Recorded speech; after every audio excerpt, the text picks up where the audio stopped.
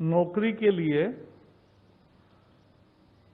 जो युवा होते हैं उनको बहुत परीक्षाएं देनी पड़ती है और उनको लगभग 20 रिक्रूटमेंट एजेंसीज है।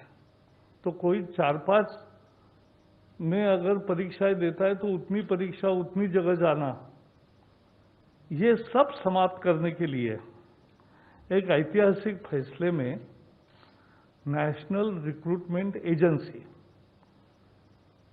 राष्ट्रीय भर्ती संस्था, ये परीक्षा लेने वाली कॉमन एलिजिबिलिटी टेस्ट ये लेगी। नमस्कार दोस्तों, 1 फरवरी को निर्मला सीतारमण ने यूनियन बजट की अपनी स्पीच में एनआरए यानी नेशनल रिक्रूटमेंट एजेंसी का प्रस्ताव रखा था, जिसके अंतर्गत स्टूडेंट को जो परीक्षा अभी अलग अलग देनी होती है उसे एक जगह कंडक्ट कराया जाए, वह वर्तमान परीक्षा प्रणाली को थोड़ा सरल बनाया जाए। 19 अगस्त को कैबिनेट ने इसे अपनी मंजूरी दे दी है। तो क्या है ये एनआरए और इसका लाभ क्या है? पहले जो अलग अलग संस्थान एग्जाम्स कंडक्ट कराते थे, जैसे कि एसएससी, आरआरबी, आईबीपीएस, इन सभी के अलग अलग प्रीलिम्स होते थे।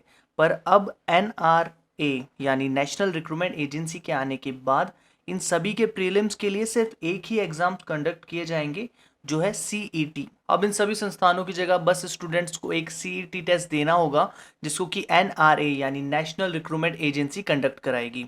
अब इसका लाभ क्या है? पहले जो छात्र या स्टूडेंट अलग अलग प्रीलिम्स के पेपर देते थे, अब उन्हें एक ही पेपर देना होगा। वह इसके जो एग्जाम्स के अंक आएंगे वो 3 साल तक वैलिड रहेंगे। आगे मेंस या इंटरव्यू राउंड के लिए भी आपको एजेंसी इन्हीं अंकों के आधार पर बुलाएगी। ये साल 2021 से लागू होगा।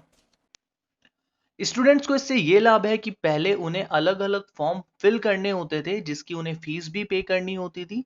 साथ ही में इन सभी पेपर्स को देने के लिए उन्हें ट्रैवल भी करना पड़ता था अलग अलग शहरों में। पर सीईटी के आने के बाद उन्हें सिर्फ एक ही टेस्ट देना होगा, जिससे उनका जो अलग फॉर्म्स पे करने में या फिर अलग सिटीज में ट्रैवल करने पे जो पैसा वेस्ट होता था उसमें भी कमी आएगी। साथ ही उन्हें अलग अलग कोचिंग इंस्टीट्यूट्स भी ज्वाइन नहीं करने पड़ेंगे डिफरेंट पेपर्स के लिए।